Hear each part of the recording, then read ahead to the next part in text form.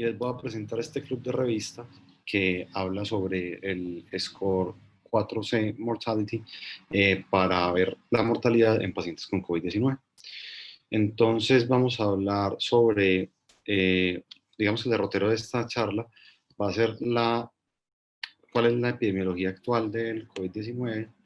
Vamos a ver cuál es la utilidad de las reglas de predicción clínica con respecto al COVID, cuáles son las reglas que se han utilizado previamente, el score como tal que vengo a presentarles el día de hoy y cuál es la evaluación del mismo según las guías JAMA. Entonces, actualmente, o al día de ayer, habían 49.528.669 casos confirmados y 1.242.957 muertes en Brasil y Estados Unidos, esto según la Universidad de Stanford. En Colombia estamos con casos confirmados 1.143.887 casos activos 70.467 y 32.791 muertes, con 1.038.000 recuperados. Ahora, ¿cómo estamos en Medellín con respecto a casos y a UCIs? Entonces, casos activos actualmente 1.786, con más o menos un 1%, pues, que se encuentra acá, 1.8% de porcentaje de mortalidad. Y miren acá, pues tenemos la capacidad de UCI para COVID y ven que está cerca, pues, a estar en alerta. Y acá tengo más adelante la capacidad de UCI. Como pueden ver, la capacidad de UCI para COVID, tenemos 281 casos en UCIs para COVID activos, de 574 UCIs únicamente para COVID, para enfermedad respiratoria aguda y COVID 338, y en la totalidad de camas UCI tenemos 1.000 camas UCI activas.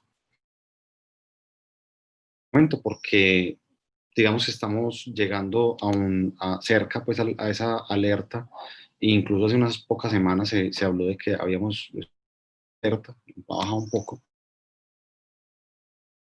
Necesario ser capaz de hacer un diagnóstico y pronóstico eficiente, teniendo en cuenta de que nuestro sistema de salud tiene recursos limitados y deberíamos ser capaces de tener algo que nos permita estratificar a nuestros pacientes y que nos dé un valor numérico tangible sobre, digamos, cómo estratifico a ese paciente que tengo al frente, sea simple o complejo. Y para eso es que llegan, pues, las reglas de predicción, y para eso es que es su importancia. Entonces, hasta ahora, ¿qué reglas de predicción existen? Esta es una revisión sistemática de la literatura que realizan en marzo de este año, donde buscan cuáles son las reglas de predicción para diagnóstico y pronóstico, mortalidad, enfermedad grave o tiempo de estadía en general, ¿cierto? Entonces ellos buscan en PubMed y en Embase hasta marzo 24, utilizando estas palabras, el COVID-19, estos términos: COVID-19, SARS-CoV-2, Novel Corona, 2019 nCoV, y además Diagnostic, Prognostic y modelos predictivos. Bueno, entonces, ¿ellos qué encuentran? Ellos encuentran 2.690 artículos, 6 que adicionan por recomendaciones externas que no estaban,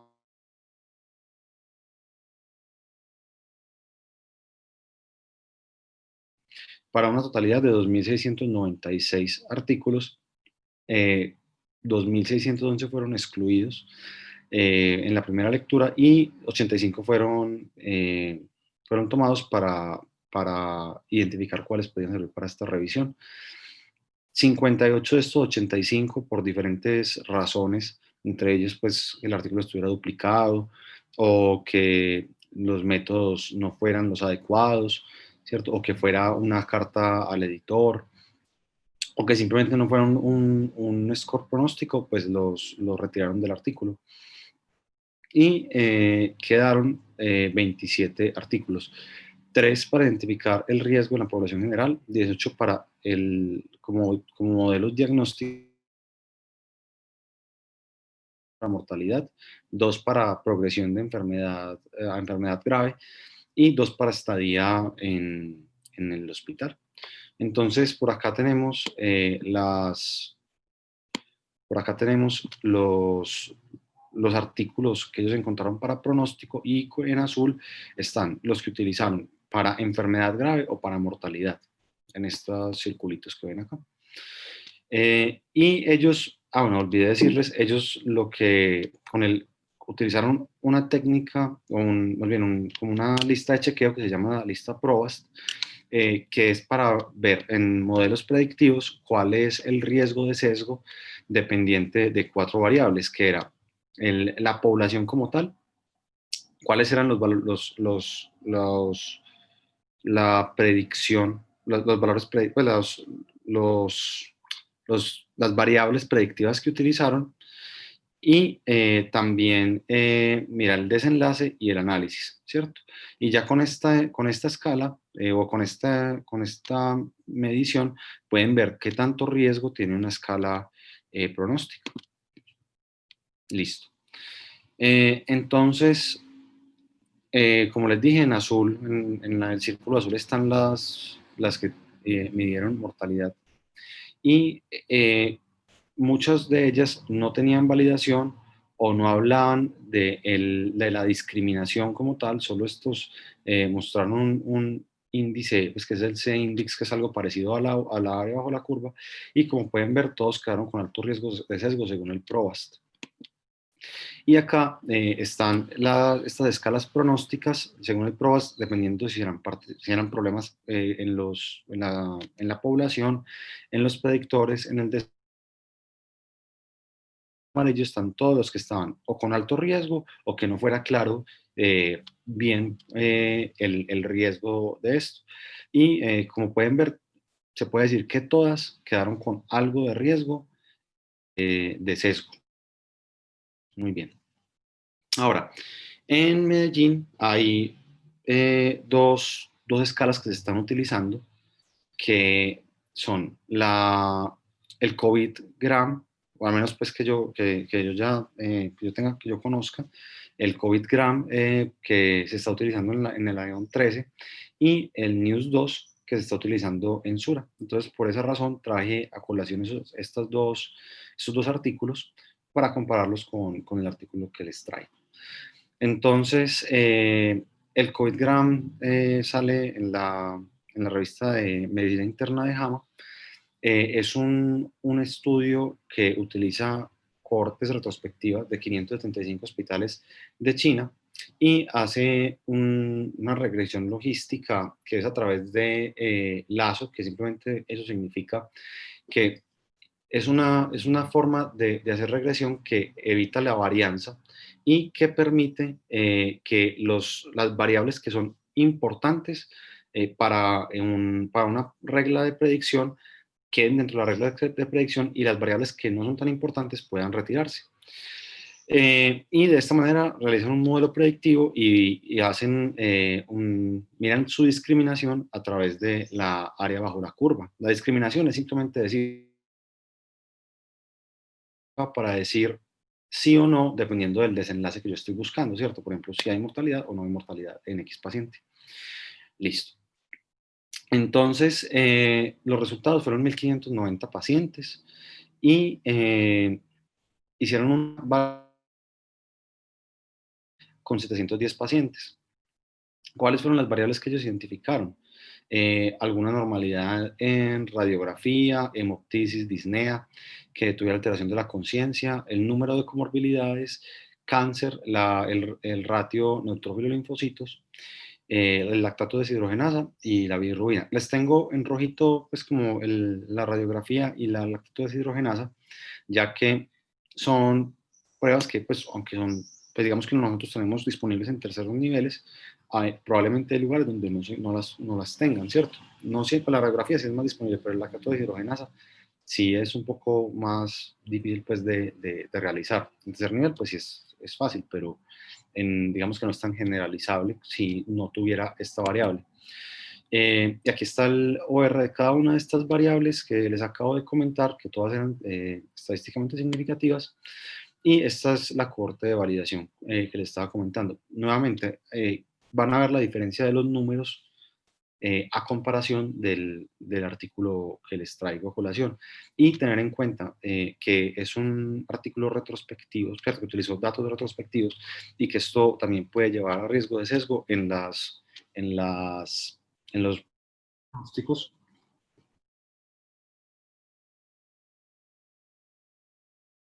Siempre deben de ser modelos con cohortes prospectivas. Muy bien. Y este es el artículo que, digamos, que valida o que incentiva el uso de News 2 en los pacientes con COVID-19. Este artículo fue realizado en Noruega y fue realizado únicamente en un centro hospitalario. Y lo que querían ver era en pacientes que ingresaran a este centro, cuál era la sensibilidad, especificidad, valores predictivos y área bajo la curva para identificar neumonía grave, pues enfermedad grave que ellos definían como están pues necesidad de UCI o muerte hospitalaria por cualquier causa, con con las siguientes reglas predictivas, que es el NEWS 2, el SEERS, el QuickSOFA y el Club 65. ¿Cuántos pacientes estuvieron en este estudio? 66 pacientes. De estos 66 pacientes, 15 tuvieron el desenlace. Listo. Este es el score que utilizan, que utiliza diferentes variables fisiológicas, ¿cierto? Como podemos ver la saturación, si está con oxígeno o no, si tiene pues, superada presión arterial del paciente, con pulso. Cada uno de estos puntajes le da, pues, le da un puntaje pues, al paciente. Y si es más de 5 o 6, me habla pues, de alto riesgo. En ellos les dio una discriminación adecuada. Una discriminación adecuada es por encima de 0.75 y mostraron que el News 2 tenía un área bajo la curva mejor que prospectivo. Tengan en cuenta que es un tamaño de muestra muy pequeño para generalizar el uso del mismo. Y ya llegamos al artículo que traigo a colación, que es un estudio en el cual utilizan una corte prospectiva de Inglaterra para definir un score de mortalidad. Entonces, ¿cuáles eran los objetivos? Desarrollar y validar un score de estratificación de riesgo pragmático y que fuera clínicamente relevante, que usara información clínica que estuviera disponible fácilmente para predecir la mortalidad intrahospitalaria en los pacientes con COVID-19. Y el segundo objetivo del estudio era comparar con esta misma población los modelos pronósticos existentes. Entonces, ¿cuáles son los métodos de esto? La cohorte que aún está esto no ha terminado, esta cohorte sigue reclutando pacientes, es la cohorte ISARIC-WHO, que es principalmente de 260 hospitales en Inglaterra, Escocia y Gales. Ellos para hacer el estudio utilizaron las guías Tripod, que lo que hacen es, digamos, dar una lista de chequeo para poder hacer de manera adecuada una regla de predicción. Fue un reclutamiento consecutivo en pacientes mayores de 18 años probados de COVID-19 por RT-PCR.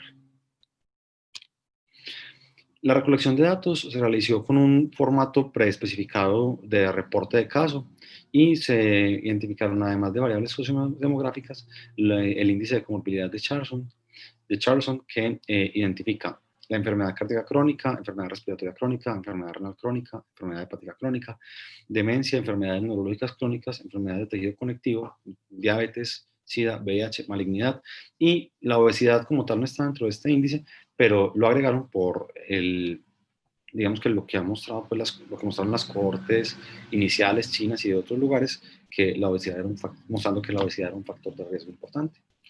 El desenlace primario era la mortalidad intrahospitalaria y con un mínimo de 28 días de seguimiento. El punto de corte para recolección de datos fue el 29 de junio del 2020, algo muy importante que ellos utilizaron para evitar los datos perdidos, es que lo que se debería, digamos, de entender realmente como el punto de corte es 29 de junio, 4 semanas antes, ya que ellos lo que hicieron fue que hicieron un seguimiento por 4 semanas de estos pacientes para que tuvieran el seguimiento completo. Listo. Ese fue el desenlace primario.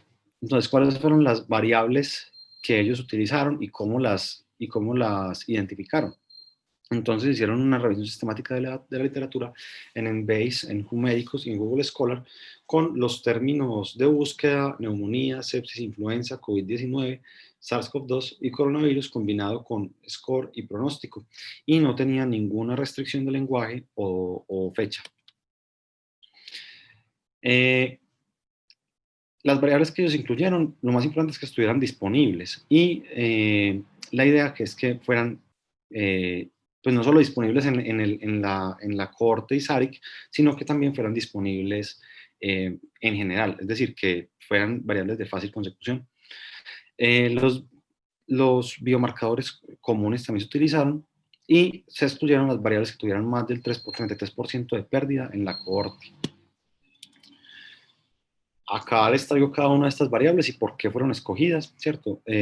Esto dependía pues de que estuvieran en modelos predictivos previos, que aquí los especifican, o que estuvieran pues en referencias previas como posibles variables predictivas.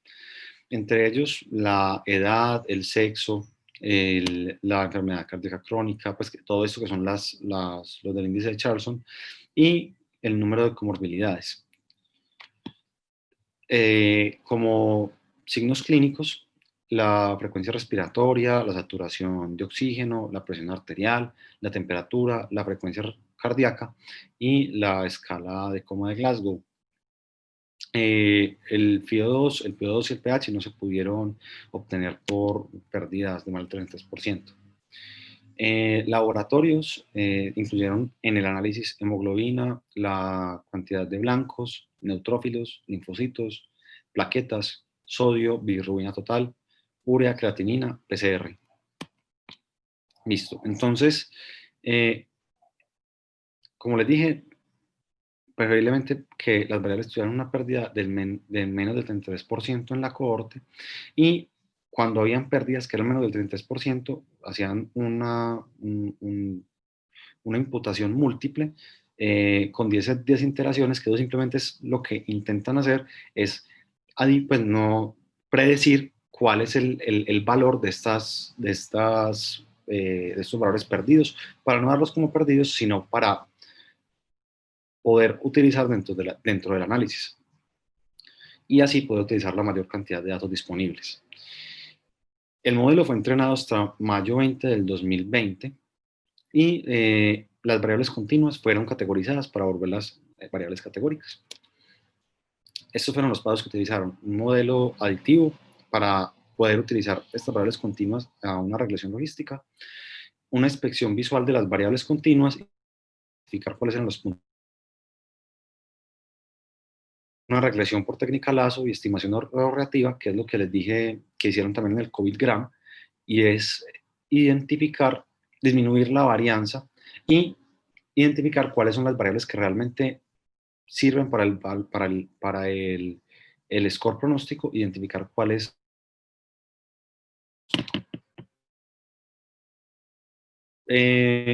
Y ya finalmente llegaron a el score Forcing Mortality.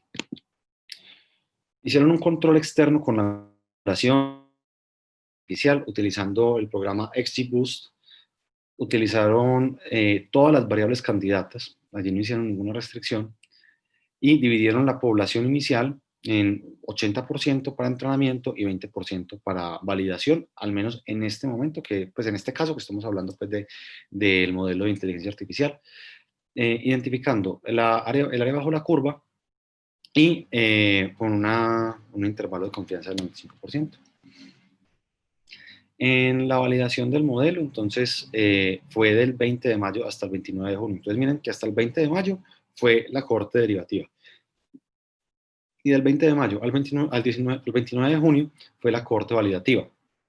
Y hicieron además del análisis completo de esta cohorte validativa, querían identificar que no hubiera alteraciones dependiendo de la geografía o de las minorías étnicas.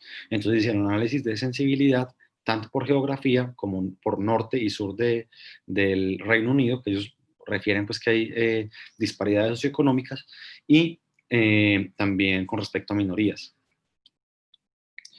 Finalmente, hicieron una comparación de puntajes existentes, haciendo, pues con esta misma revisión sistemática de la literatura, encontrando cuáles son los scores pronósticos utilizados, y calcularon las características de rendimiento de cada uno de estos scores con la cohorte validativa para poder analizar área bajo la curva. Esta es la figura 1, ellos nos muestran cómo fue, digamos, ese flow de los pacientes en la cohorte. Entonces podemos ver que 35.000 pacientes estuvieron en la cohorte derivativa.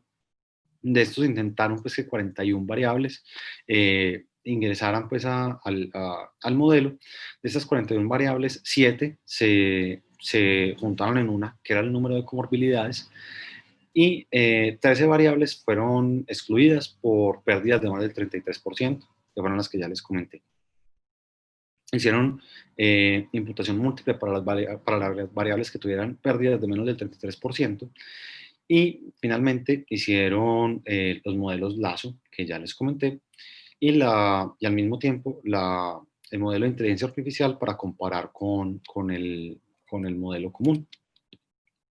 Y aquí hicieron la primera validación comparando entre este modelo de inteligencia artificial con el modelo que ellos propusieron.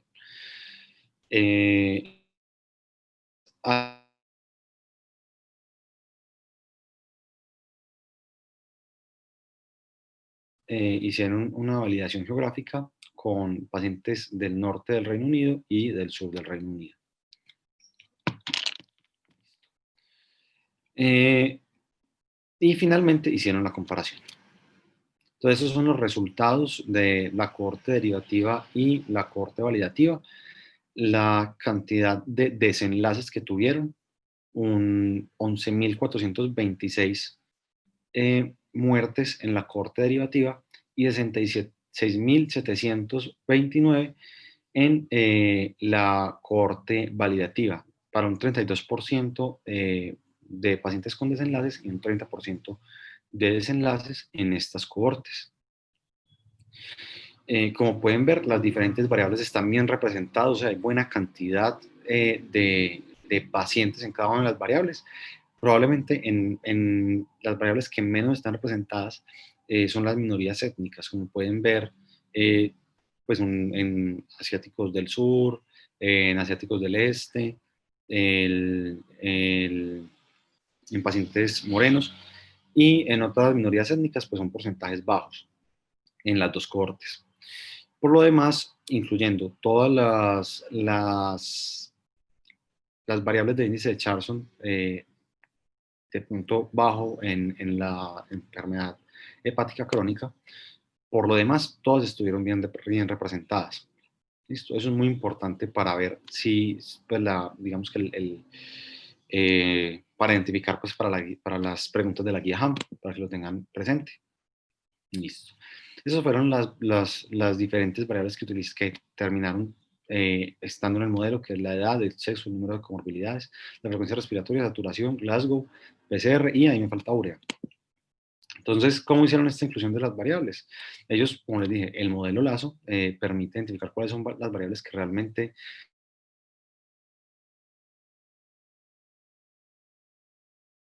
en este caso les muestro los que se incluyeron, que son los mismos que les comenté hace unos momentos, y el área bajo la curva de cada una de las mismas. Esta es lo que les comenté de la valoración visual para identificar los cortes de cada una de las variables continuas para que se volvieran variables categóricas y poder hacer la regresión logística. Listo.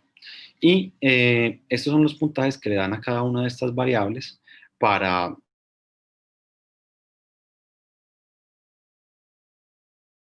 ver que la edad es muy importante, o sea, solo tener más de 80 años da 7 puntos.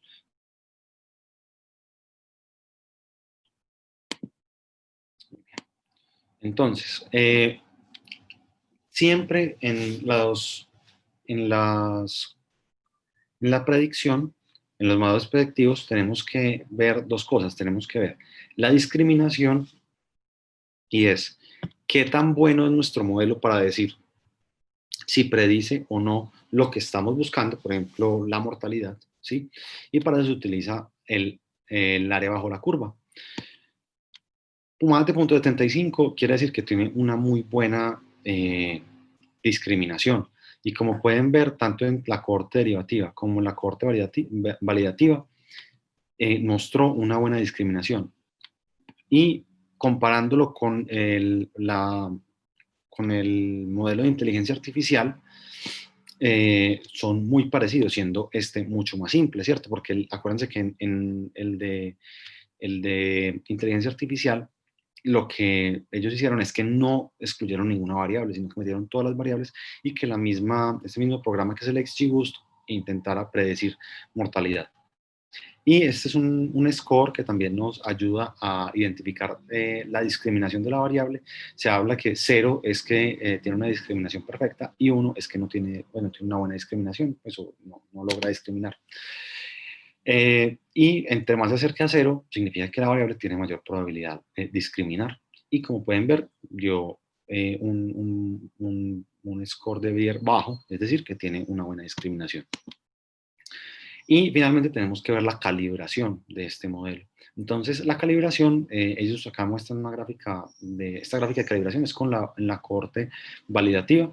Muestran cuál fue la distribución de la población dependiendo del puntaje y muestran la probabilidad de muerte dependiendo del score que ellos, pues, pero esta es lo que calcula el score, ¿cierto?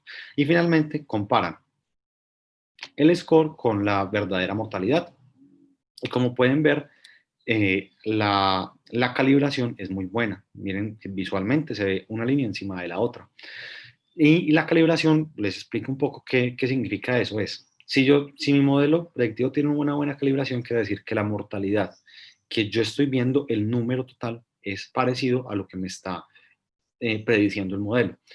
Y si tiene una mala calibración, aunque tenga una buena discriminación, porque yo puedo tener modelos que son buenos para discriminar, pero que no tienen una buena calibración, ¿qué significa? Que, por ejemplo, aumenta un 5% del riesgo de mortalidad. Es diferente si aumenta de la totalidad de 1 a 5 a si lo aumenta de 10 a 50, ¿cierto? Entonces, si fuera, por ejemplo, en ese caso hipotético de 10 a 50, estaría acá, ¿cierto? Entonces, miren que habría una calibración inadecuada y en este caso nos muestran una muy buena calibración del modelo. Y acá tenemos sensibilidad, especificidad y valores predictivos y el porcentaje de mortalidad de cada uno de los puntajes. Utilizan un punto de corte por debajo de 9 y mayor de 9 para hablar de hacer un rule-in o rule-out de mortalidad. Como pueden ver, el rule-out tiene alta sensibilidad y una especificidad más bien baja, y al contrario, en la mortalidad, cuando hacen un rule-in de mortalidad, entre más va aumentando este puntaje, va aumentando la especificidad. Como pueden ver, aumenta con cada uno de con cada puntaje, cada punto. Finalmente hicieron en la cohorte validativa esta comparación con estos puntajes y les traigo a colación los puntajes que conozco que se están utilizando en la ciudad y el COVID-GRAM. Y ellos, estas son la cantidad de pacientes que ellos pudieron hacer estos dos puntajes en la cohorte que ellos tenían. Porque obviamente dependiendo de las variables que ellos que tenían en cada uno de los pacientes. Y de esta manera lo comparan con el 4 o con el 4C. Y pueden ver que no solo utilizan eso, sino que utilizan el SOFA, el QuickSOFA, otros no tan conocidos como el SugarSphere, el Drop y así. el 4C Mortality, que tiene variables que son de fácil identificación, ¿cierto? Que no, digamos que son comunes, variables comunes, principalmente variables fisiológicas, y laboratorios que son fáciles de conseguir, da una área bajo la curva de 0,74 y pueden ver que es el área más grande de todos estos puntajes. ¿Listo? Y con un intervalo de confianza que va de 0.767 a 0.782. Bueno, entonces, eso es lo que les estaba comentando pues, del área bajo la curva y comparado con los diferentes scores. La gráfica de área bajo la curva comparando el 4C contra el Q65, el airdrop y la edad sola. Y como pueden ver, tiene una mejor área bajo la curva, es decir, mayor capacidad discriminativa. Y ellos hacen una gráfica que de pronto no es la más adecuada para hacer en una enfermedad que apenas está aprendiendo, ¿cierto? Y que no tenemos todavía dudas, que todos los tenemos, pero de todas formas utilizaron una gráfica de beneficio neto. ¿Qué significa la gráfica de beneficio neto? Quiere decir, ¿qué es el beneficio neto? El beneficio neto es los verdaderos positivos que identifica la regla de predicción que van a ser tratados versus los falsos positivos que van a ser tratados, que sería el riesgo como tal, ¿sí? Entonces, aquí estaría el beneficio neto y aquí estaría el riesgo. Y eso es lo que yo les comento de los falsos positivos. Ellos también lo comparan en una ecuación con la probabilidad del paciente de ser tratado, pues qué tanto desearía el paciente ser tratado dependiendo de la condición. Entonces, por eso es el problema, que todavía no está definido completamente el tratamiento. Pero esto es lo que ellos nos traen en el artículo y como pueden ver, la regla de predicción que según ellos tiene mejor beneficio neto es el 4C.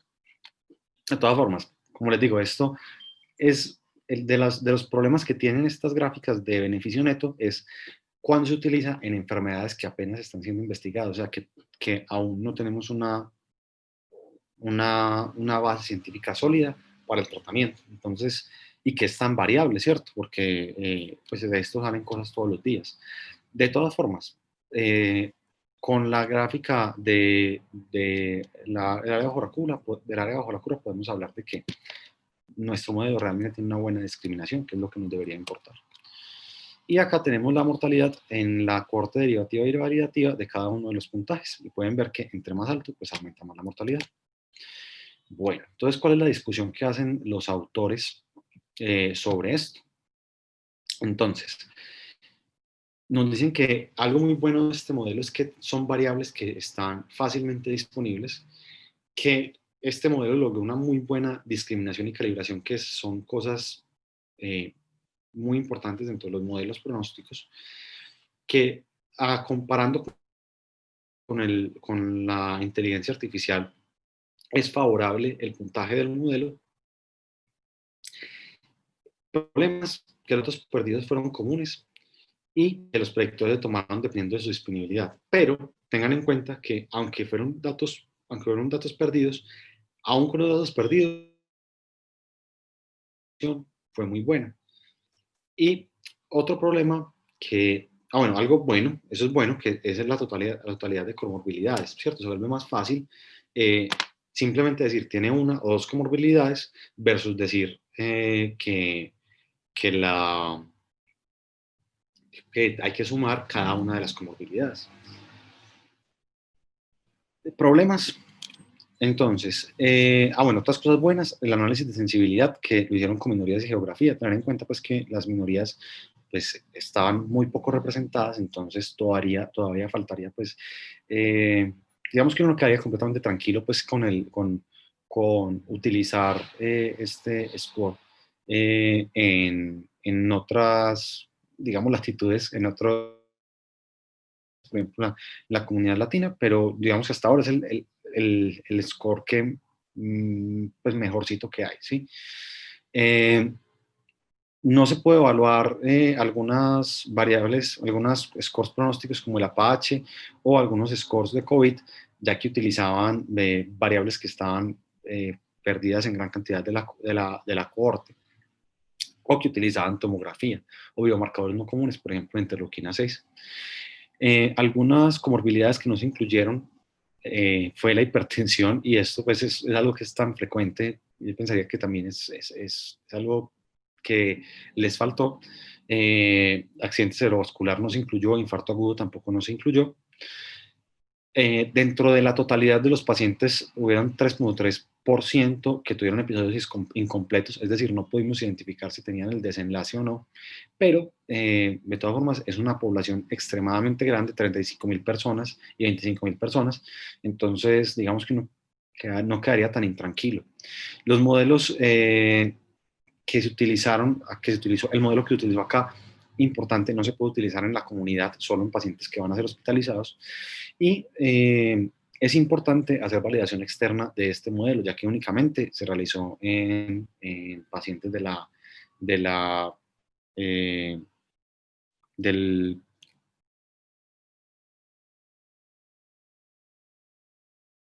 hacer la lectura crítica de este artículo. Entonces, JAMA nos propone que hay 4 niveles de evidencia para los scores pronósticos. Entonces, el nivel 4 de evidencia es simplemente un estudio en el cual se identificaron cuáles eran los posibles factores pronósticos y el valor predictivo de cada uno, pero que no hizo validación. En el 3 y en el 2 depende si hubo una validación grande, ¿cierto?, con gran cantidad de pacientes y que estuvieran en diferentes contextos clínicos, o que por el contrario fuera pequeña y que fueran pocos contextos clínicos. El impacto, y finalmente el nivel 1 es en los cuales ya se ha demostrado que esa variable de predicción es capaz de modificar el actuar clínico. O sea, no solo nos da un número, sino que nos dice qué hacer y que modifica desenlaces en los pacientes.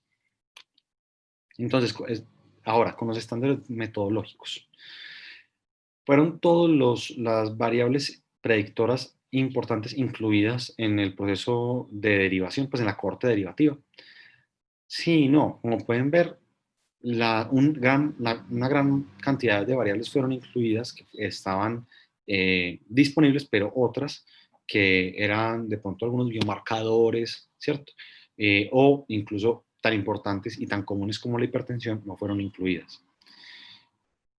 Fueron todos los predictores importantes, o sea, todas las variables predictoras tenían una buena representación en la cohorte, ¿sí? O sea, el número era suficiente.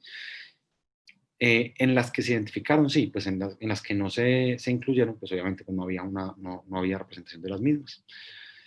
Pero en general, las que se incluyeron sí tenían una muy buena representación. Todos los desenlaces y las variables predictivas fueron claramente definidos, sí. Bueno, las personas que asignaban el desenlace y las personas que medían las variables predictivas estaban ciegas. Esto pues lo pongo como bueno, no porque estuvieran ciegas como tal, porque esto no lo especifican, sino porque cuando yo estoy mirando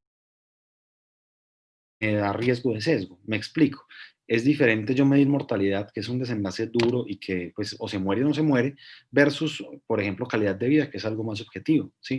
Pues estoy poniendo pues los dos espectros de los desenlaces, pero eso es lo que significa pues esta pregunta, y por eso la pongo como que fue cumplida. ¿Fue el tamaño de la muestra adecuado? Sí, 35.000 pacientes, 25.000 pacientes en validativa. Y ¿tiene sentido clínico el modelo de predicción? Sí, ¿cierto? Utiliza variables fisiológicas y variables y biomarcadores que han demostrado en cohortes que hablan de mortalidad. Listo. En los estándares metodológicos en la cohorte validativa nos hablan de si la población que se utilizaron fue adecuada y no fue sesgada y fue de lo suficiente grande para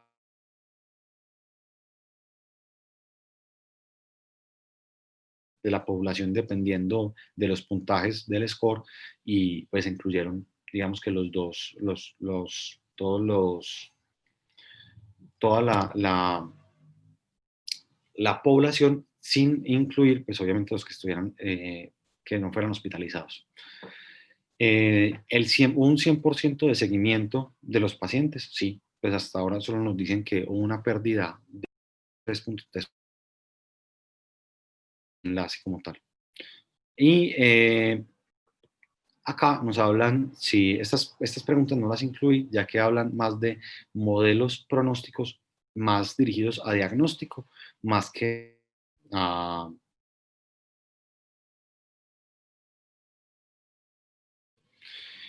Bueno, entonces vamos a intentar darle un nivel de evidencia a este score.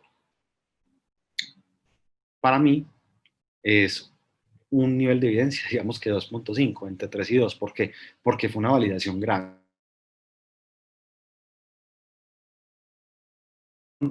Fue en el mismo lugar geográfico, probablemente por los mismos clínicos, ¿cierto? Y uno preferiría que la validación, que lo hicieran, y además que los clínicos fueran conscientes de la regla de predicción que están utilizando. Es decir, que ellos mismos dijeran, ah, bueno, ¿qué le pasaron? Listo, esta es la escala, 4C mortality, usted la va a calcular con cada uno de los pacientes. No que se haya hecho de manera, digamos, con la cohorte ya asignada y de manera estadística,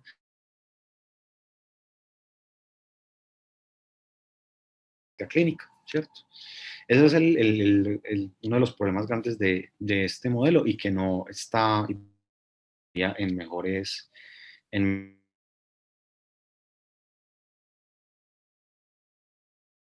bien. Ahora, tenemos que ver si realmente utilizaron calibración y discriminación. Entonces, como pueden ver, estas son las preguntas que propone este artículo de JAMA sobre discriminación y calibración y nos preguntan que si fueron...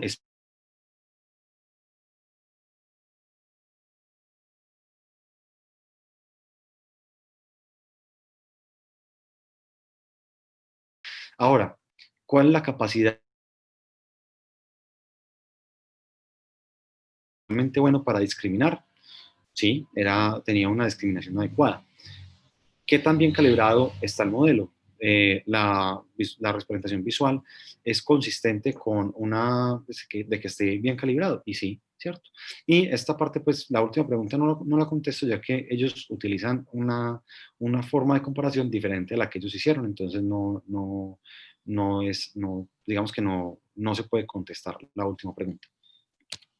Muy bien, entonces esa es digamos, el,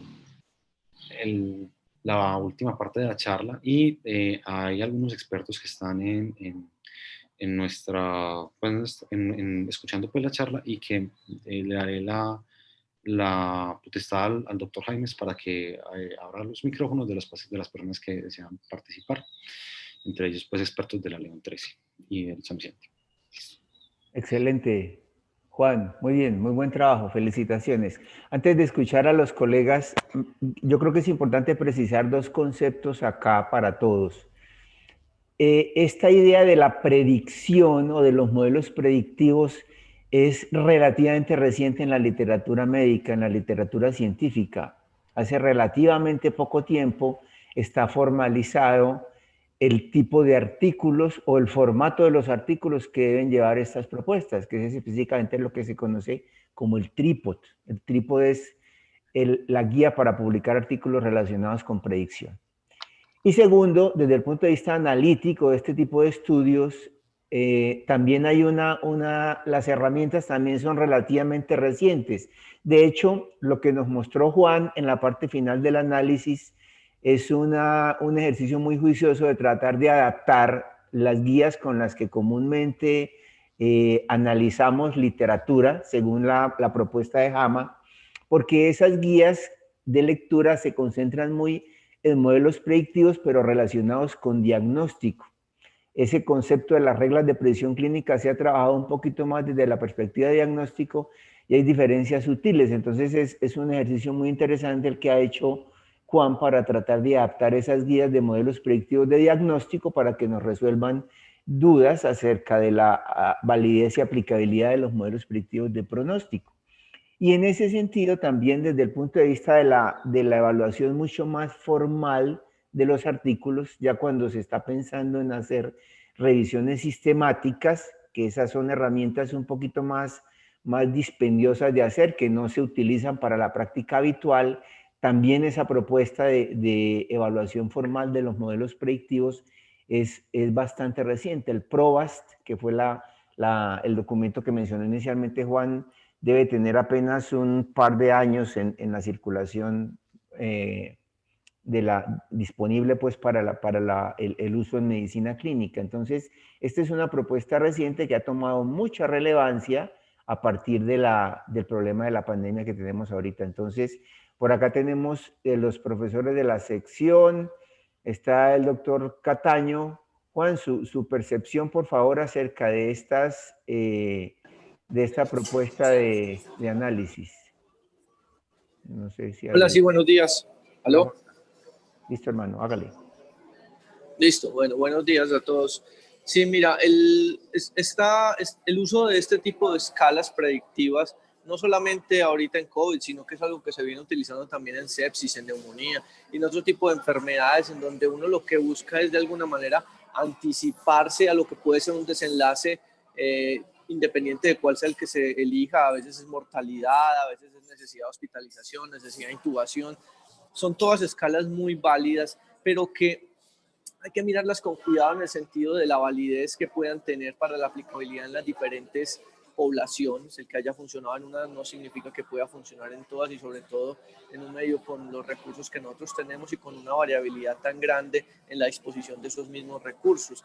Esta es una de varias, como ya mencionaste, escalas que estamos utilizando actualmente, y es interesante ver los resultados y la aplicabilidad que están teniendo todas estas nuevas tecnologías de inteligencia artificial para la toma de decisiones en tiempo real con este grupo de pacientes. De manera que son todas herramientas muy válidas que vale la pena ponerlas en práctica y elegir, sobre todo dentro de las varias escalas que hay, las varias algoritmos de toma de decisiones, cuál es el que mejor se aplica a nosotros. En donde nosotros hemos estado trabajando, hemos estado utilizando el NIMS 2 y con ese nos hemos acomodado porque tiene unos parámetros relativamente fáciles de interpretar y de aplicar. Puede que en otras instituciones estén utilizando otros scores diferentes. Este plantea una nueva posibilidad que habrá que comparar en el tiempo y ver cómo se adapta a nuestra realidad, pero todas estas son herramientas interesantes que vale la pena tener en cuenta, porque de alguna manera nos ayudan a tomar mejores decisiones, sobre todo en un momento en el que tenemos una gran cantidad de pacientes y unos recursos limitados para invertir en cada uno de ellos. Muchas gracias, Juan. Perfecto. Por acá está también Iván. Iván, han manejado en La León, tienen una buena experiencia con la propuesta COVID-GRAM, ¿verdad? ¿Cómo ha sido, cómo es como su perspectiva con esa otra guía de predicción? Iván Trompa. Sí, ¿me escuchan? Hola, profe. Bueno, hágale. Hola, ¿me escuchan? Sí. Sí, muy bien, Iván. Adelante, por favor. Ok, buenos días, gracias. Pues vean, yo quería decir varias cosas con respecto a los scores. Digamos, al principio nosotros tuvimos confusión, sobre todo en la parte de ingreso a urgencias, porque se tenía un poco de discrepancia en la razón por la cual usted calculaba estos scores, ¿cierto? Y hubo un error importante en cuanto a que usted le calcula un score a una persona que tiene síntomas respiratorios y le puede dar muy alto, pero eso no significa que tenga COVID, ¿cierto? Entonces esa es la primera diferenciación que hay que hacer. O sea, usted el diagnóstico de COVID lo está haciendo basado en otros criterios diferentes, y cuando ya tiene el diagnóstico probable o confirmado de COVID es que aplica estas escalas, ¿cierto? Pero muchas personas, digamos que de entrada cogen a un paciente y le aplican una escala, y si tiene esta escala positiva entonces debe tener COVID, y eso no es así. Para eso no están hechas estas herramientas. Entonces esa es la primera precisión que hay que tener. Con respecto al COVID-GRAM, pues, y también el NIWS, aquí también se ha utilizado el NIWS en algunas áreas del hospital. Yo pienso que estos scores tienen la utilidad en cuanto a estandarizar un poco el flujo de pacientes hospitalarios, digámoslo así, pues de una forma de también de usted justificar de forma administrativa una EPS, que usted va a dejar un paciente hospitalizado en un tercer nivel, que usted necesita pasar un paciente para cuidado especial, es decir, como una forma de justificarlo en la historia clínica. Pero sin embargo, lo que uno sigue mirando y sigue intuyendo es que la mayoría de pacientes, como se hace en la medicina clínica, pues se dejan o no se dejan, o se clasifican o no se clasifican por parámetros que van más allá de una escala y que tienen mucho que ver con la evaluación que usted le hace en tiempo real a la persona. Entonces, yo creo que la utilidad de pronto de estos scores no está en el paciente individual, sino cuando usted tiene un montón de gente que le llega a consultar urgencias o tiene un servicio colapsado y usted quiere, digámoslo así, sacar de forma más ágil los pacientes, de pronto clasificarlos más fácilmente. Pero eso nunca va a reemplazar la valoración clínica que usted le hace al individuo, porque eso es finalmente lo que manda la parada. Y la otra cosa es cuando usted clasifica un paciente de alto riesgo y usted ya definió que lo va a manejar hospitalario, que esa es la primera utilidad que tiene estos scores, lo siguiente sería pensar qué va a hacer con esos pacientes que tienen alto riesgo de morirse en el hospital, ¿cierto? Porque finalmente todos los pacientes que se quedan hospitalizados aquí en la León 13 pues tienen un protocolo estándar de tratamiento, la mayoría se quedan porque tienen COVID grave, les van a requerir tratamiento protocolario con antiinflamatorio, con pues, el manejo antitrombótico, todas las cosas que ya sabemos que se hacen. Sin embargo, ¿qué pasa con esos pacientes que bajo estas escalas tienen un alto riesgo y terminan mejorando? ¿Sí? A mí una cosa que me ha llamado mucho la atención y me preocupa mucho, y es que hay pacientes de estos de COVID grave que usted los ve mejorando, usted ve que resuelve la parte inflamatoria, que de pronto disminuyen un poco el requerimiento de oxígeno. Aquí vemos mucha persona de tercera edad, entonces no quedan sin oxígeno, sino que se mandan para la casa o al cuidado ambulatorio con oxígeno suplementario. Y hemos tenido muchísimos casos que vuelven después, ¿no? 3, 4, 5, 7 días después, pues supremamente enfermos con una recaída, un segundo o el doble golpe que llaman pues del COVID grave. Entonces, ¿cómo hacemos con estos scores para decir este paciente de pronto tiene alto riesgo de complicarse a largo plazo? Si usted ve, por ejemplo, los estudios de China iniciales de COVID, donde salió el manual este grande que leímos nosotros en febrero sobre el manejo del COVID del CDC chino, ellos dicen que los pacientes deben quedarse en observación intrahospitalaria hasta que estén completamente recuperados. Y eso ellos le daban un periodo de 2 semanas. Entonces, eso es muy difícil lograrlo en el sistema de salud colombiano, ¿cierto? Porque aquí usted no puede tener un paciente 2 semanas ya recuperado sabiendo que le están llegando 20 o 30 pacientes diarios al servicio de urgencias para hospitalizarse. Entonces, creo que ese es un vacío del conocimiento. Esta es una de las preguntas que Juan ponía aquí y que yo todavía no sé cómo responder, y es que, ¿qué hacemos con esos pacientes que están hospitalizados, que se están aliviando, pero que tienen estos criterios de mal pronóstico? ¿Cómo hacemos para empatarlos con el sistema de salud? ¿Será que toca hacerles una evaluación más cercana? ¿Será que con estos específicamente basado en estos scores podríamos decirle a la EPS o a las redes de salud ambulatoria, oiga, párele bolas a esta persona porque tiene riesgo de complicarse, así ya esté en teoría o entre comillas mejor? Esa es la parte que yo veo que aún le falta aplicabilidad, que nos falta conexión, porque al fin y al cabo la decisión de dejar hospitalizada a una persona, pues es, como le digo yo, muy individual, pero ¿qué pasa con esas personas de alto riesgo que ya se están recuperando? ¿Qué manejo les vamos a dar? ¿Y cómo hacemos para identificar los que se van a reingresar? Y yo creo que esa es otra parte que todavía no sé y creo que está aplicada pues en estos esfuerzos. Muchas gracias, Muy Juan. bien, muy bien.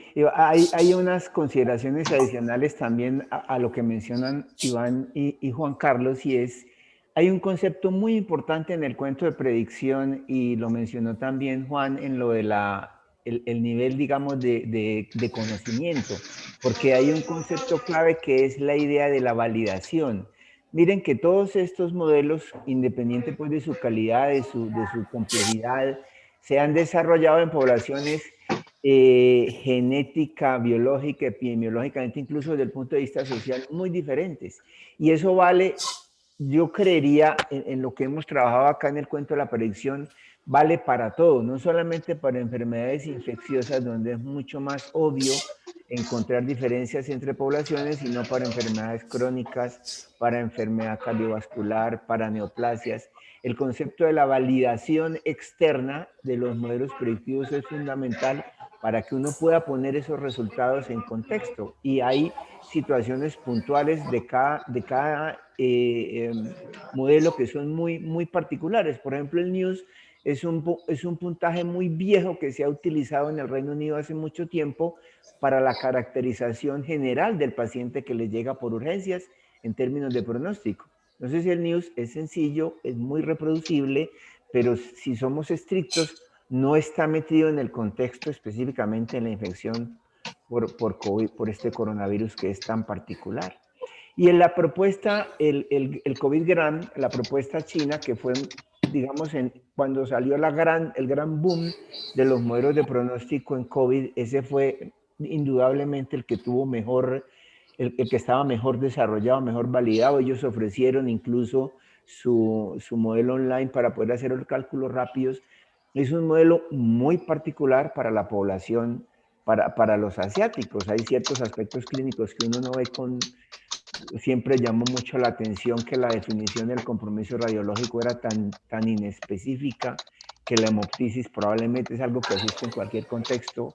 Es decir, desde el punto de vista práctico, si fuésemos estrictos, las propuestas deberían ser validadas en nuestra población para poder tener la tranquilidad de qué características son realmente las que nos funcionan a nosotros. Esa experiencia la hemos hecho en algunas investigaciones locales, una tesis de maestría del grupo. Miramos las propuestas para neumonía, el CUR, el CRB65. De hecho, la idea de tratar de aplicar el QSOF en neumonía y el resultado lamentablemente no fue muy esperanzador. Entonces, en validación de modelos predictivos, realmente todavía estamos muy cortos para poder llegar a lo que menciona Iván tan importante de la utilidad real, ¿no?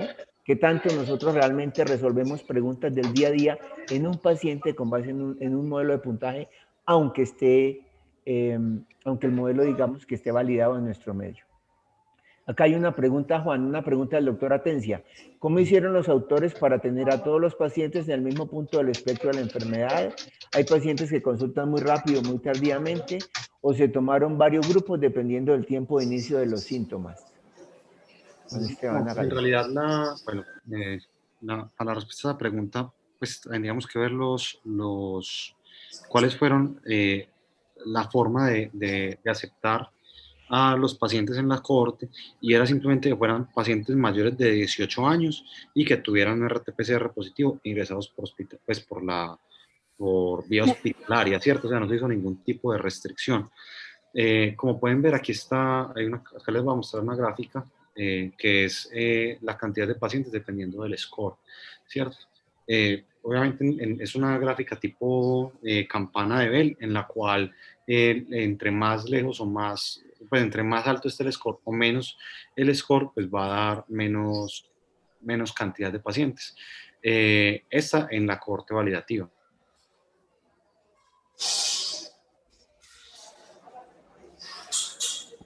Los pacientes. No sé si me expliqué bien o si hay alguna duda con respecto a eso. Aquí está Carlos. Adelante, Carlos. Sí, profe, ¿me escuchan ahí? Muy bien, hermano. Sí, profe. Bueno, muchas gracias, muy buen trabajo, Juan.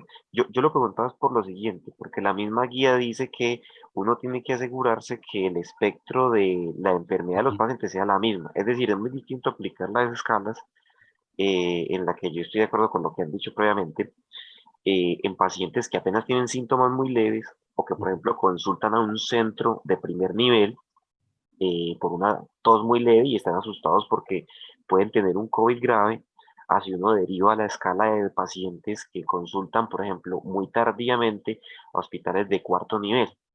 Entonces la guía JAMA nos recomienda que siempre demos como, o al menos los autores nos den una información sobre qué espectro de la enfermedad o en qué espectro de la enfermedad teníamos los pacientes, o si incluimos pacientes de todo el espectro de la enfermedad, porque la escala puede ir peor en otros.